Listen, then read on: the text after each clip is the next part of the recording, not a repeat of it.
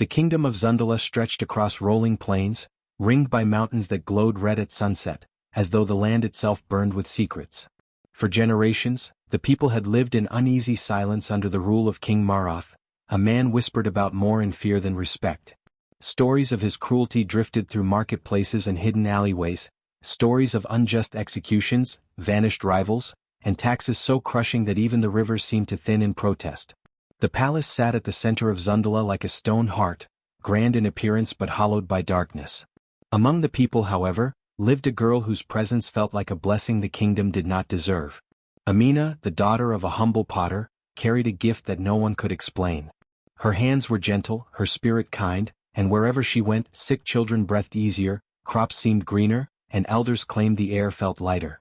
She never called herself a healer, she only said she listened, to people, to the wind, to the land beneath her feet. Villagers adored her, often saying, "When Amina smiles, even the soil softens." But in the palace, her name stirred something dangerous. The king had long been haunted by a prophecy the palace diviners spoke of on a night when lightning split the sky and the earth trembled. They told him, "A child of the earth will rise to dethrone the tyrant." King Maroth dismissed many prophecies in his life, but not this one. The diviners insisted the signs were unmistakable, etched in the cracks of the earth after the quake. A child born under the season of dust, with an aura that attracted life itself. Amina fit every detail. At first, the king ignored the murmurs of her abilities, believing no village girl could ever threaten him. But everything changed the night Prince Loras, the king's second son, fell gravely ill. No healer could soothe him. His breath rattled like stones, his skin burned like the sunlit desert. The royal healer, Freydin, tried every remedy known to palace knowledge, herbs, chants, potions, but the prince worsened. A desperate maid slipped out of the palace and sought Amina. Amina arrived quietly, barefoot, carrying no tools, only her steady calm. She placed her palm on the prince's chest and whispered words that were not spells, but gentle reassurances.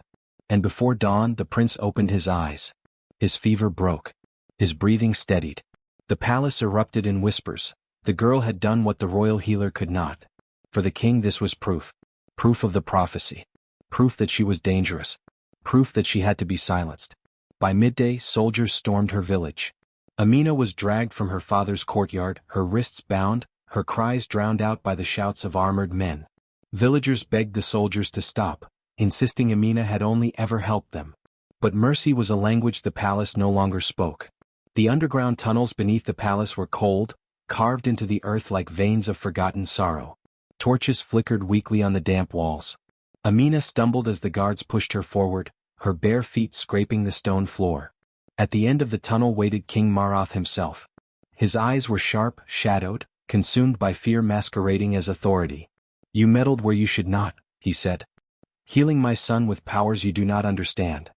"I only wanted to help," she whispered, trembling. "Lies." His voice echoed like metal striking stone.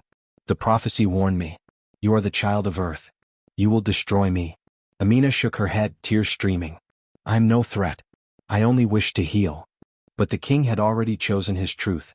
"Bury her," he ordered. "Bury her beneath the palace stones so no one ever speaks her name again." The guards obeyed. They pushed Amina into a shallow pit carved into the ground, an unmarked grave meant for those the king wanted forgotten. Soil rained over her, heavy and cold. She gasped, choking, reaching upward.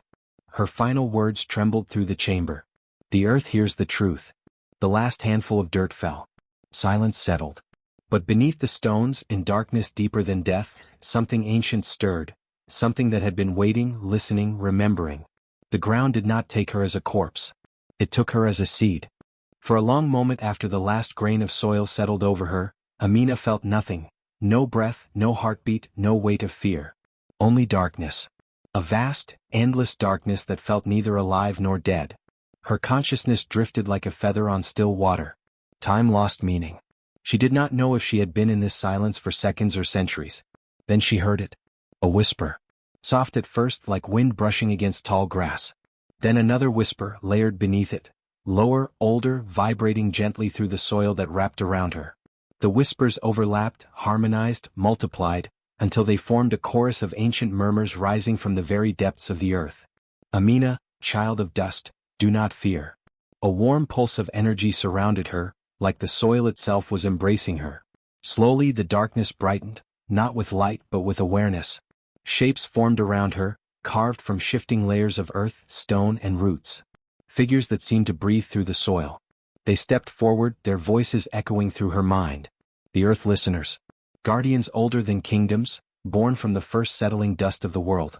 They were neither spirits nor humans but something in between, beings who carried the weight of every buried memory, every forgotten injustice, every story that the land itself refused to let die. Tall and ancient, their forms were fluid, shifting between solid earth and drifting soil. Their eyes glowed like embers buried deep beneath ash. One of them knelt beside her, its voice like gravel softened by rain. Amina, the earth has heard you. And it hears all who suffer beneath its surface. She tried to speak, but her voice felt distant, as though she was dreaming inside her own body. Where am I? In the realm beneath realms, another earth listener said. Where truth sinks but never disappears. The ground beneath her swirled like water, revealing visions, shadows of people, their faces pale with fear, being dragged into the same tunnel she had seen. Innocents, villagers, advisors, even children. Some cried. Some begged. Some were silent, accepting their fate. Amina's breath caught in her throat as she watched. These are the people the king buried? Yes, the earth listener replied. The soil remembers every life stolen. Every truth smothered. The visions shifted, showing bodies lowered into the earth, covered hastily by palace guards. The land recoiled each time, the soil darkening around the graves as though mourning. Amina trembled. I wasn't the first. No. The earth listeners whispered in unison, their voices echoing like wind in caverns. But you will be the last. Another figure stepped forward, its body woven from roots and clay, its voice a deep rumble.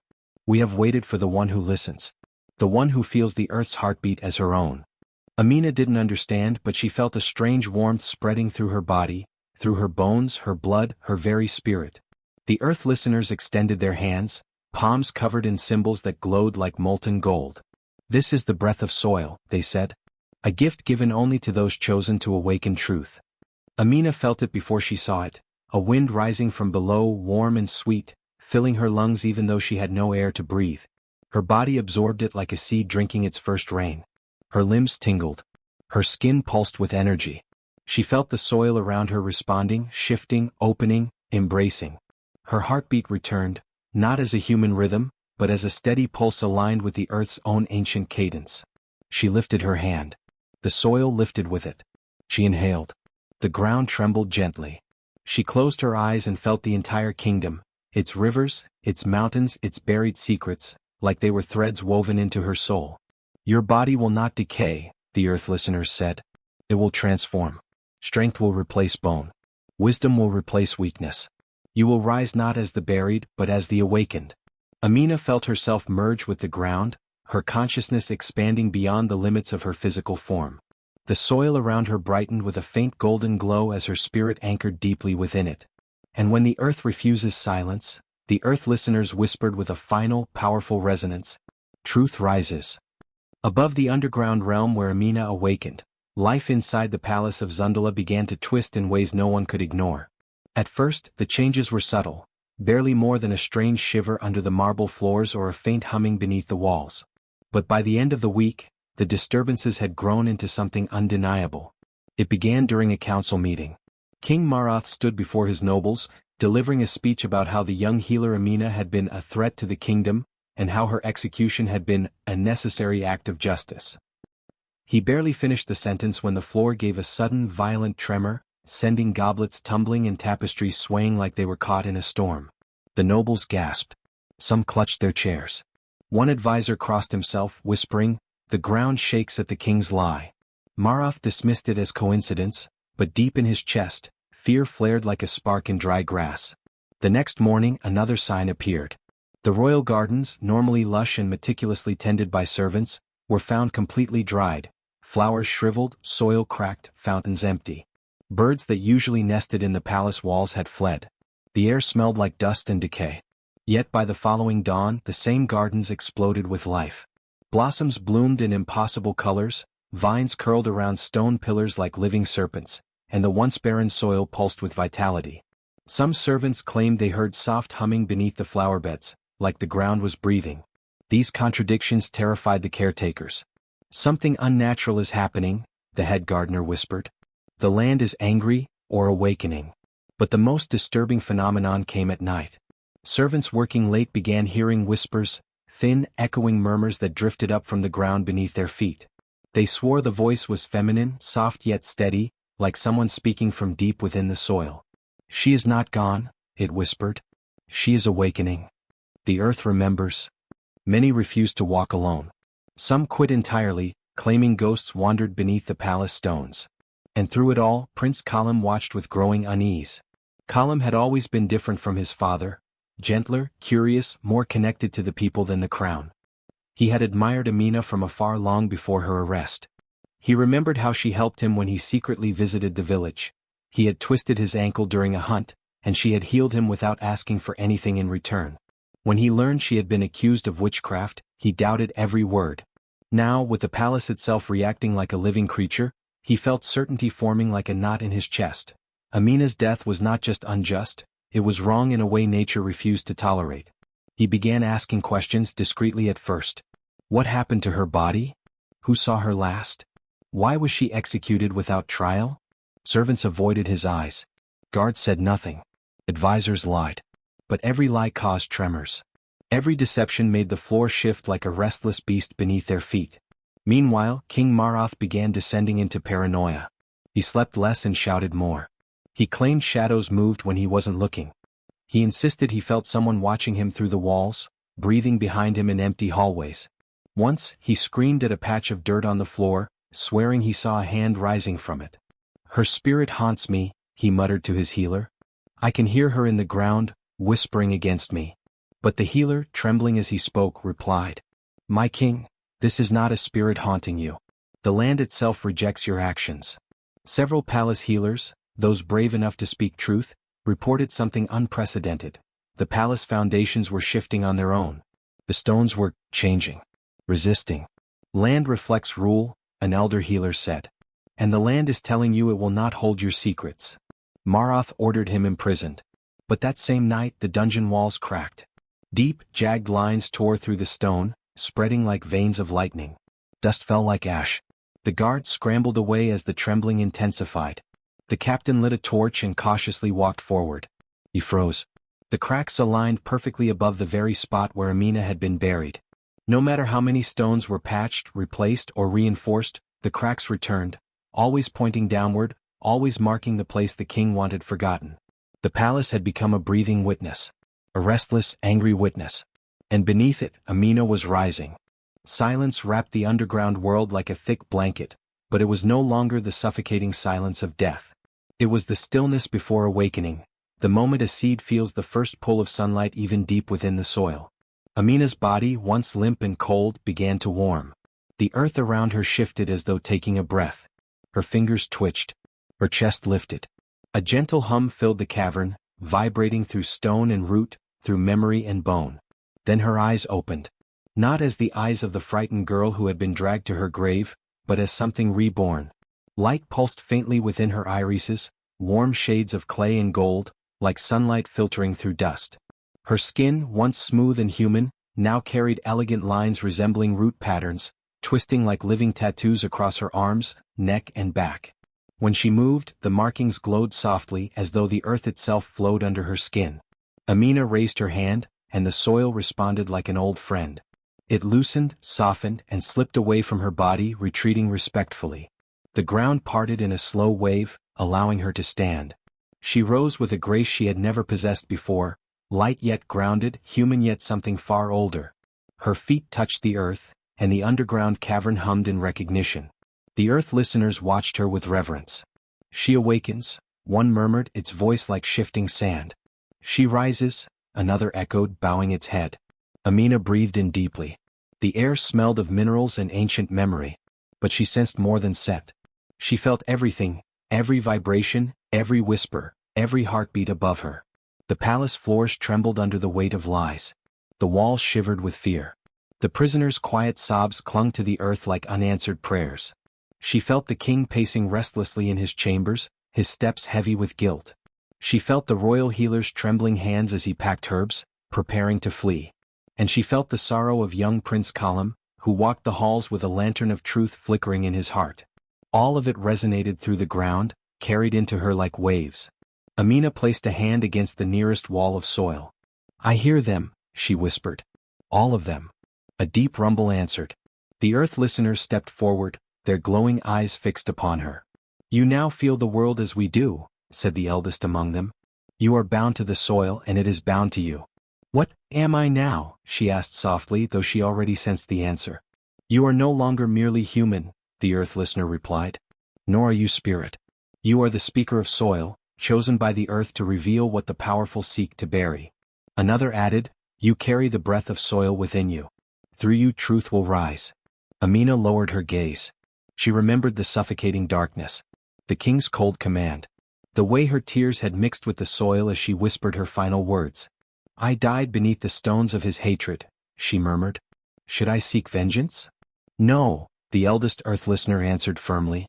"Vengeance corrupts the heart. Justice strengthens it. You will not destroy him, you will reveal him." Amina nodded slowly. Her heart, though reshaped by earth and memory, still held compassion. Still held the warmth she had given to everyone she healed. Her death had not stolen her essence, it had sharpened it. "Then I choose justice," she said. The cavern brightened with a faint, golden glow. The roots woven through the ceiling trembled gently, like branches in a soft wind. The earth responded with a low, approving hum. "Walk," the earth listeners said. "The truth awaits." Amina turned toward the tunnel leading upward. Its walls shifted aside, creating a widening passage that curved like a living artery beneath the palace. Soil sloped gently before her, forming steps. Roots slid away, clearing her path. She walked barefoot, feeling every beat of the land, every heartbeat of the kingdom trembling above her. With each step, the tunnel followed her will, opening, guiding, shaping itself around her. The earth was not an obstacle now. It was her ally. Her voice echoed softly through the underground chambers. "For every truth buried, I will uncover 10. For every innocence silenced, I will speak." Her footsteps grew firmer. The ground above began to tremble. Amina, reborn, awakened, earth-touched, was coming. The moment Amina began walking through the underground tunnels, the palace directly above her responded like a creature losing its grip on life. The stone floors trembled in long, uneven pulses. Dust drifted from ceilings.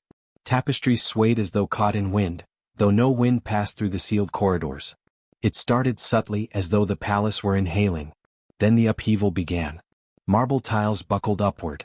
Walls reshaped, bending in unnatural curves. Servants screamed as entire corridors shifted direction, cutting off familiar paths and opening new ones that led into darkness. It felt as if the palace itself were rearranging its bones under their feet. One long-forgotten hidden chamber emerged when a wall split open with a thunderous crack. Inside, torches sputtered to life on their own, revealing shelves stacked with sealed ledgers, heavy books bound in black leather coated with decades of dust. The palace archivist, trembling, stepped inside and opened one. His gasp echoed down the corridor. Inside were detailed records of bribes, executions, land seizures, and punishments the king had ordered without trial. Pages documented the burying of prisoners beneath the palace. Names of men, women, and even children erased from public record but preserved here as confessions of tyranny. Someone whispered, "The king hid all this." Another replied, "But the palace refuses to hide it now." Outside the chamber, the dust along the floors stirred, although no one touched it. Slowly, deliberately, the dust began forming words. At first, the servants could only watch in frozen horror as letters curled across the ground like invisible hands were writing them. Names. Dozens of names. Then hundreds. Names of villagers wrongly imprisoned, guards executed for loyalty, healers exiled, advisors poisoned, and innocents buried. The dust listed their ages, their villages, their final cries. One servant fell to her knees sobbing. "I know that name, my brother, he disappeared years ago." The palace guards tried to erase the writing with their boots, but the dust simply wrote it again, larger and darker. Even the nobles felt the shift. At a council gathering, the floor split open just enough to rattle their confidence, but not enough to harm them. The nobles exchanged fearful looks. "The king has angered the spirits," one whispered. "No," another replied. "The land itself rejects him." Kalam heard the rumors as he rushed through the palace, following the tremors. His heart pounded as he saw the dust writing stretching down the hall like a testament of the dead. He knelt to read one line when a new message etched itself in front of him, grain by grain. "Find me below." His breath hitched. "Mina." He stood abruptly, scanning the corridor as though she might appear. But the palace only groaned in reply, dust swirling around him like a beckoning wind. He grabbed a lantern and hurried toward the dungeons, guided by instinct and fear. Meanwhile, the palace continued to fracture. Rains fell across the villages outside, gentle, cleansing rains that restored crops and filled wells. But the palace remained dry as bone. A drought settled across its courtyards, fountains cracking, ponds shrinking into muddy pits. The contrast was undeniable. "The earth blesses the innocent," villagers murmured, "and curses the king." Inside the royal chambers, Queen Zalipha knelt before a small altar she kept hidden behind silk curtains. Her usually elegant face was streaked with tears. Her voice shook as she whispered a prayer she had never dared voice aloud. "Forgive us, forgive me." I knew she was innocent. She pressed her forehead to the cold stone floor, whispering faster now, trembling. "I begged him not to harm her. I begged him to listen. I knew the prophecy warned against killing the child of earth. I knew this day would come." Her words were interrupted by a deep tremor that rattled her chamber doors. She clutched the altar tightly. Outside, the nobles gathered in anxious clusters, whispering urgently. "The king is cursed. The palace is collapsing. The earth seeks truth." But none of them understood the full truth. Not yet. Only the ground knew. Only the soil listened. Only Amina, now rising, now awakened, could reveal the secrets it held. And with every step she took in the tunnels, the palace above lost one more piece of its false foundation. King Marath had ruled Zundala for more than 20 years, and never once had he bowed to fear. But now, fear walked beside him like a shadow he could not outrun. Every dawn he awoke drenched in sweat, feeling the palace floor breathe beneath his feet, as though the earth itself was waiting to speak his name as an accusation. In a panic he summoned every sorcerer, priest and warrior from the corners of the kingdom, ordering them to silence the ground before it swallows my throne. The palace courtyard filled with mystics muttering incantations, warriors driving spears into the soil, and priests burning herbs until the air became a haze of smoke. But each attempt failed worse than the last. When the first sorcerer tried to seal the trembling cracks with a binding spell, the earth hissed and swallowed his staff whole, dragging it beneath the stones like a hungry mouth. When the royal guard attempted to smash the ground with iron hammers, the ground split open in a perfect circle around their feet, sending them scattering in terror. One soldier shouted that he heard a voice whisper his own name from under the floor, and Marath struck him across the face for speaking nonsense, though his own fingers trembled as he did. At night the king's sleeplessness grew into torment. Every dream brought the same image: Amina rising from the palace floor, her skin alive with the glow of roots and clay, her eyes holding the calm fury of the earth. She never spoke in these dreams, she only stared at him, and that silence cracked him more than any scream could. He woke from these nightmares shouting orders, convinced assassins were crawling through the stonework. Servants found him pacing through the throne room at midnight, stamping the floor as if trying to crush invisible enemies. By the third week, Marath began accusing his own advisors of treachery. "You knew," he roared at Minister Ghanian, slamming him against a marble pillar. "You knew she was dangerous. You hid it from me." "My king," Ghanian stammered, "I only said she was innocent." "Innocent?" Marath spit the word like poison. "You defend a witch." Without trial, he ordered Ghanian dragged away. The next morning another advisor was executed, a loyal old man who had served Marath since youth. The palace officials began avoiding the king entirely, speaking in hushed voices and refusing to meet his gaze. Outside the palace walls, word of the king's unraveling spread quickly.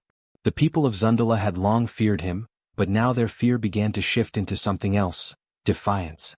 Villagers who once rushed to pay their taxes now turned their backs on the collectors. Farmers who once bowed at the sight of royal soldiers now kept their heads high and refused to obey. Whispers rose in every marketplace. "The earth rejects him. Amina's spirit rises. The king's sins have cracked the ground."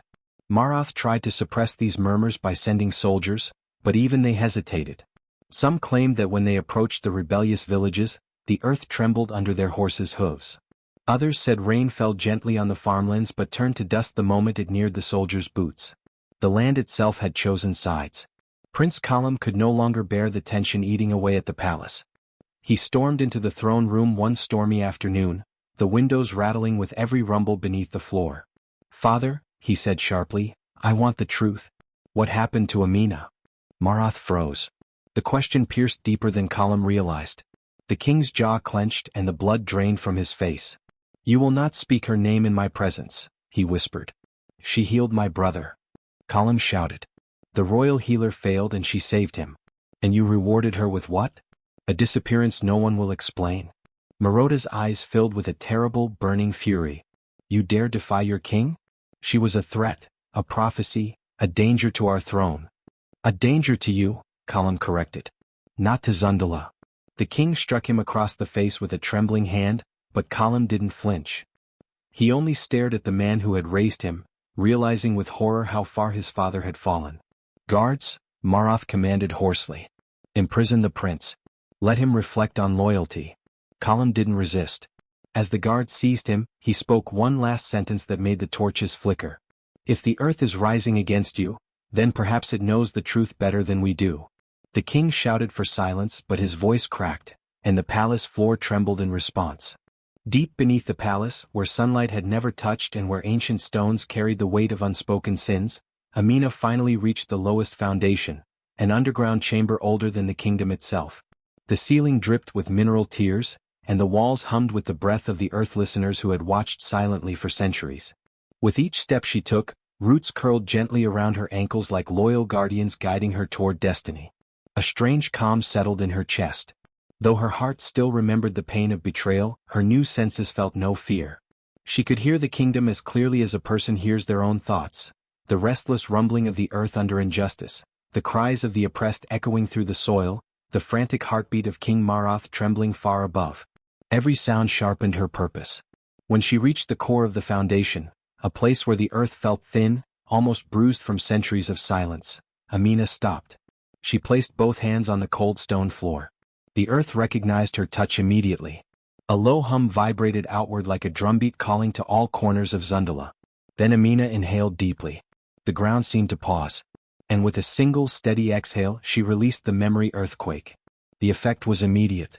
A thunderous crack exploded beneath the palace, racing outward with a force that made the walls tremble like frightened children. Stones shifted. Dust showered from ceilings. Officials stumbled through corridors as the floor rippled under their feet. The royal banners fell from their poles, collapsing in heaps that resembled fallen giants. Above ground, villagers froze as the earth groaned, a deep aching sound that resonated through their bones. Women clutched their children. Elders whispered prayers. Men abandoned their market stalls and rushed into the streets. "What is happening?" someone cried. "The ground remembers," an old priest murmured. As the tremors intensified, a massive crack split through the palace courtyard, running like a scar across the polished stone. It widened slowly, deliberately, as if the earth were tearing open old wounds. Servants screamed and fled. Royal guards threw down their weapons, unable to steady themselves. But the ground did not swallow them. It was not hunting the living. It was revealing the dead. The quake tore open a hidden section beneath the palace, long sealed tunnels that had been packed with stone to silence the crimes buried within them. As the stones crumbled away, the palace foundations opened like a great stone mouth gasping for breath. And inside, bones.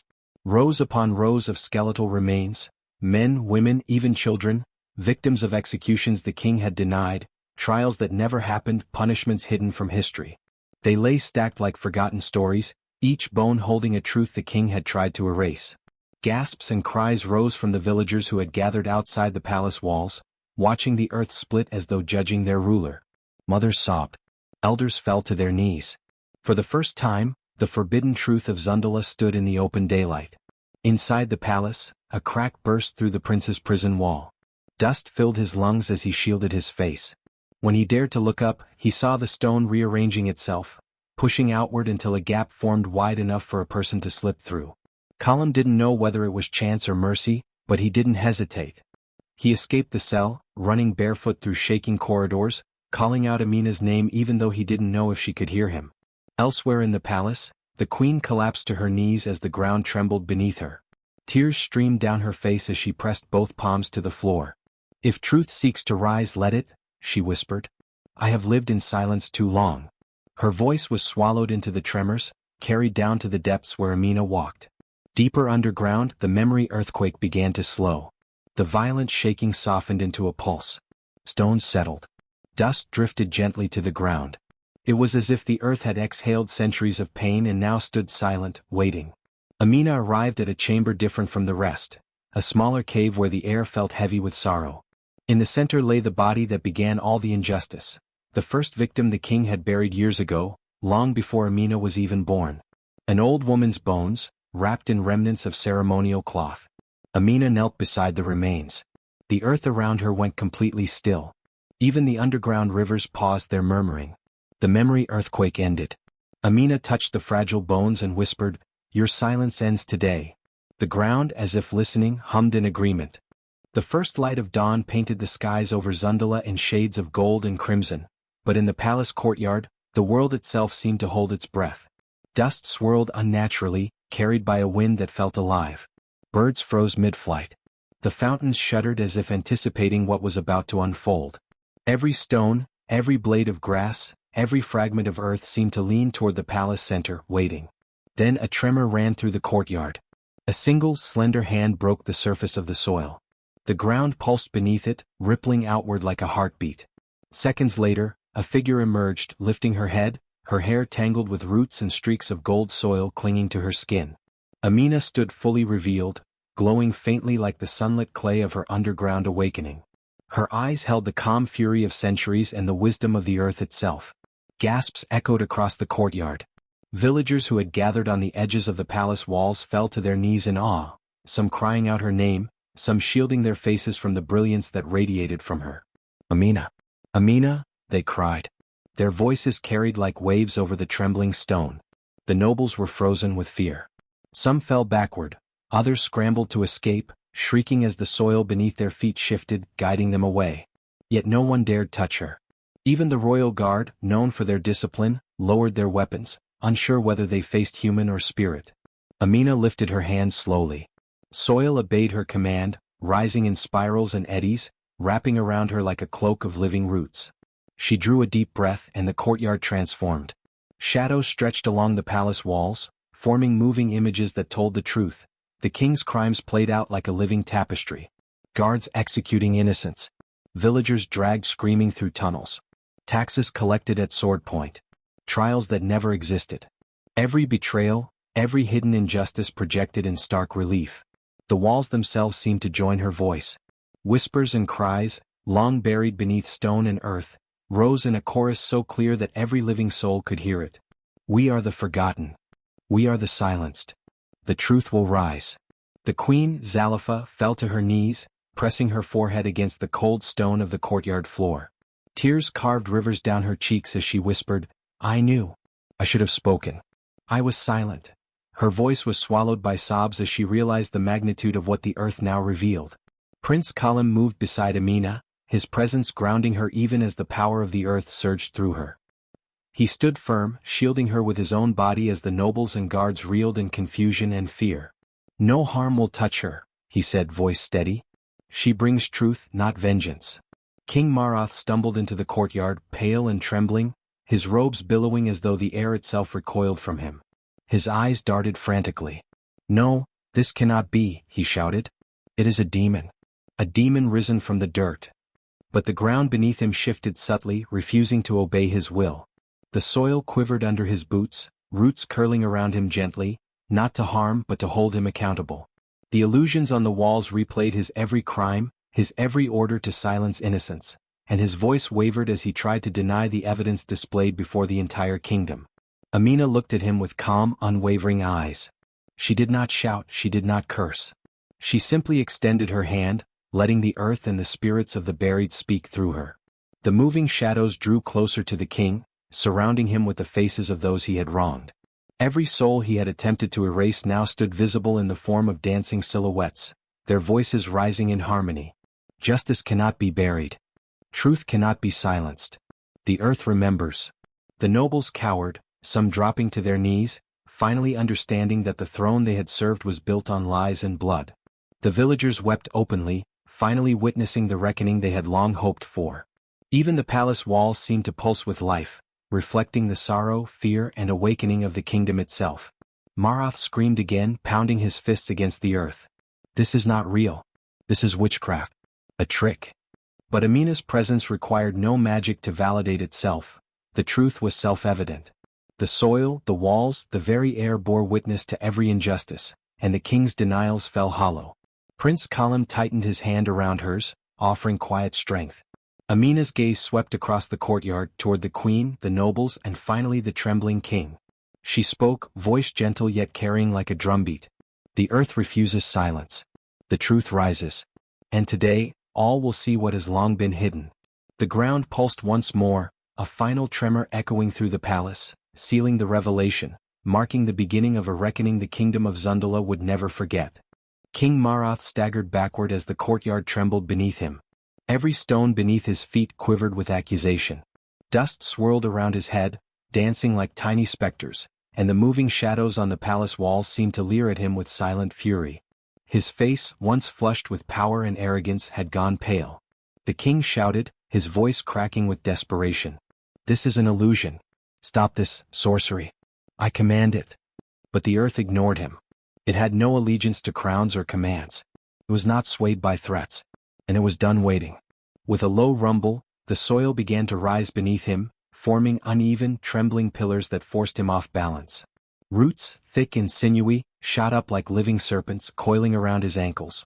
Marath screamed, thrashing against their grip, but the roots tightened gently yet unyieldingly. They lifted him slightly from the ground, suspending him above the earth that had long held the truth captive. For the first time in his life the king felt powerless. He had ruled with fear and violence, but now he faced something beyond his control, a force older than thrones, older than the palace itself. Amina stepped forward, her feet barely touching the trembling courtyard. Her presence was calm, a stark contrast to the chaos erupting around the king. She did not raise her voice, did not threaten with fire or blade. Instead, she spoke softly, letting the sound carry through the stones. "Enough," she said. And the soil obeyed, halting its crushing grip. The roots paused mid-coil, suspending him just above the surface. Marath gasped, sweat streaming down his face, gasping for breath. "Mercy, mercy," he stammered, terror overtaking rage. Amina's gaze held him, steady and unyielding. "You will not be killed," she said. "But you will see. You will face what you refuse to acknowledge. You will hear what you tried to bury. You will understand truth before power." At her command, the ground shifted again, this time forming a chamber beneath the king's feet. The soil opened slowly, deliberately, revealing a hollow filled with shadows and whispers, the collected memories of every innocent life Marath had buried or silenced. Their faces, some skeletal, some ghostly, floated within the chamber, crying, whispering, pleading. Every scream he had ignored, every life he had stolen, returned to confront him. Marath tried to avert his eyes, but Amina's hand lifted, guiding his gaze. He could see the moment each injustice occurred. The fearful villagers dragged to secret tunnels, the healers falsely accused, the children hidden beneath stones, the pleas of the innocent echoing unheard. The images burned into him like fire, impossible to ignore, impossible to erase. Outside the courtyard, the people of Zundala gathered, watching in awe and awestruck fear. They saw their king suspended above the earth, the ground alive with revelation. Murmurs rose into a chant as they demanded justice. "Let the ground decide," someone cried. "Let him answer for what he has done. Truth cannot be hidden any longer." Amina raised her hand again and the earth responded. Slowly, carefully, the soil enveloped Marath, lowering him into the chamber of truth. He screamed as the walls of soil rose around him, enclosing him with the memories and voices of those he had silenced. Yet the chamber was not meant to kill. It was meant to teach, to confront, to weigh a heart hardened by cruelty against the truth it had tried to bury. Inside he could hear them clearly now, the whispered voices of the dead and the innocent, calling out every injustice. They did not curse him with vengeance, they demanded acknowledgement. They demanded recognition of every life he had tried to erase. Outside, the villagers felt the palace tremble once more, but now it was a tremor of finality, of reckoning. They knew the king had been judged, not by sword or fire, but by the very earth he had disrespected and the truths he had refused to honor. Amina stepped back from the edge of the chamber, letting the earth seal it gently. The surface leveled, the roots receding, but the knowledge of what had occurred remained. The king was not dead, but he would live every moment with the weight of the truths he had ignored. The earth itself had become the arbiter of justice, and Zundala witnessed the dawn of a new era. She turned to Prince Kalam and the crowd, her voice calm but commanding. Let the ground decide. Truth is stronger than fear. Justice is stronger than lies. Remember this day, Zundala, for it is the day the earth itself spoke. The soil settled, silent now, carrying both the king and the echoes of the innocent. The kingdom exhaled, a mixture of awe, relief, and trembling hope washing over the people. Marath remained alive, buried among the truths he had denied, forced to reckon with the consequences of his cruelty for the rest of his days. And above all, Amina stood, glowing victorious, not with vengeance but with the power of justice and the voice of the earth.